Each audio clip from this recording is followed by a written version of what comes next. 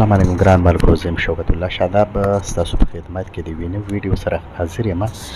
ګران ملګرو، ډېر ملګرو ما نه دا پوښتنه کړې ده چې یاره تاسو د پښتو رایټینګ دپاره، پښتو لیکلو دپاره کوم یو کیبورډ استعمالوئ، د کوم یو نه استفاده کوئ او د هغه طریقه کار موږ ته وښیوئ. نو زه راځم، زه ملټي لینک کیبورډ یوز کوم، کوم چې ما ډاونلوډ کړی دی، خو تاسو ته طریقه درښیم.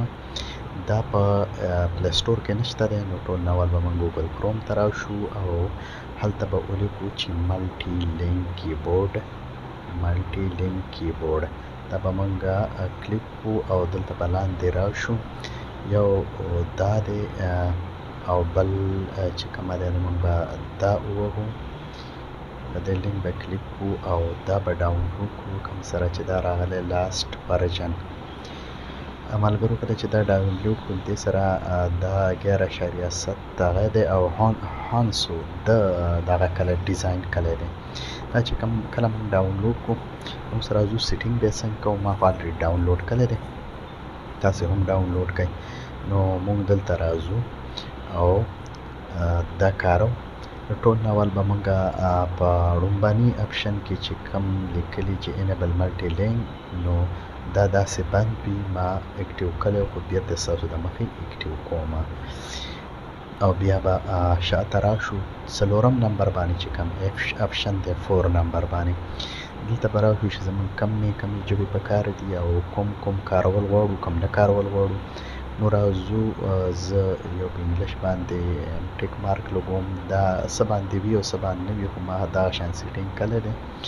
بل زه اردو باندې کوم، نو اردو مې پکې ټیک مارک کړی ده. تاسو هم د خپل مرضي مطابق څوک فارسي که چا څه خوښه وي نو اردو مې لګولې او په پښتو مې لګولې. 3 ژبې شولې، نورې ژبې ما ټولې په بندي کړي دي. 4 ژبې اکټیو کولی شي. لاندې به لاړ شي، اخره پورې به وګورئ چې کومه ژبه خو پاتې نه شوله. اوس واپس لاړ شه په بیک باندې او د اخر کې لیکلی چې ټیسټ هیر، دا دلته ټیسټ کا. اوس موږ ګورو دغه کیبورډ موږ ته مخې له را نه دی، خو دا به څنګه راولو. یو سیټینګ باقي شو، هغه که خیلی اکثر په دې ځای کې دې کونه کې ښي اړخ ته ګوټ کې کوز دې کې د کیبورډ نشان دی وړوکی، یا بري یا یو ګوټ کې وي.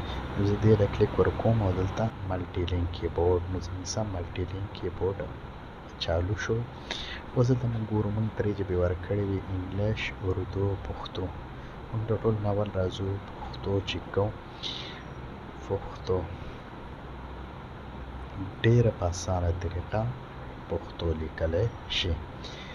دغه شان کم ټکي په دې سره اپشن کې راځي او څه داسې راځي، څه علامات په دې کې راځي. بیا ستا د اردو ضرورت هغه د دې ځای نه پوره کوي. اردو یا فارسي تقریبا د دې دواړو لیک یو شان دی. اوس راځو موږ انګلیش، نو انګلیش ټیسټ کول دا دې وکتو ستا هر یو ضرورت پوره کوي. د دې نه کیپیټل او سمال ټول شي. نو هیله لرم چې دا ویډیو به ستاسو خوښه شوي او فایده به مو ترې اخیستې وي.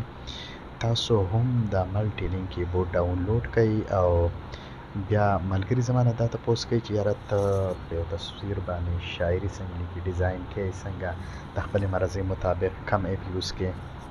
په را روانه ویډیو کې به زه تاسو ته وایم چې یاره موږ په یو لیکل باندې، یو بیکګراوند باندې به موږ پښتو شاعري څنګه لیکو. او بیا به انشاءالله ورو ورو زه تاسو دې ته بیم چې ویډیوګانې کم بلیک ګرین سکرین ویډیوګانې څنګه ډیزاین کېږي. داسې نور ډېر اپشن راځي. کوم فونټ یوز کول غواړي، فونټ څنګه ډاونلوډ کېږي او کم ایپ نه استفاده اخیستل غواړي. نو د را روانې ویډیو پورې مو په الله سپارم. تر هغې مو الله مل شه او انشاءالله په را روان ویډیو کې به دغه نور هر څه درته ښیم.